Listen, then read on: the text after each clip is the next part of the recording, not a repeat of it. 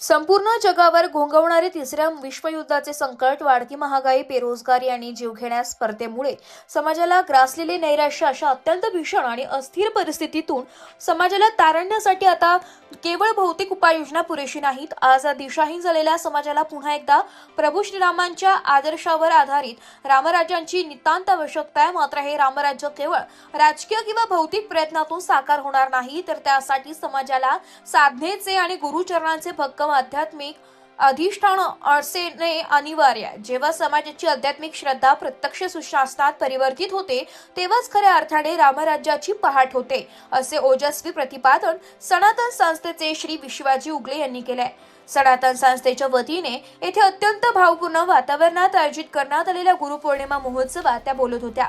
यंदा संस्थेच्या वतीने मराठी, हिंदी, गुजराती, कन्नड, इंग्रजी, तेलुगू, मल्याळम आदी विविध भाषांमध्ये देशभरात 81 ठिकाणी तर जिल्ह्यात, राज्यात 5 ठिकाणी हा महोत्सव संपन्न झालाय. आगामी जागतिक युद्धाचे आणि काळाचे सावट पाहता हिंदूंनी प्रथमोपचार, अग्निशमन आणि स्वसंरक्षण प्रशिक्षण घेण्याचे आवाहन संस्थेच्या वतीने करण्यात आलंय. हरिभक्त परायण संगीताताई गुंजाळ म्हणाल्या की आज राष्ट्रवादी धर्म संकटात असून प्रत्येक हिंदूने आता संघटित होऊन धर्मरक्षण करत धर्माचरण करणे ही काळाची आवश्यकता आहे.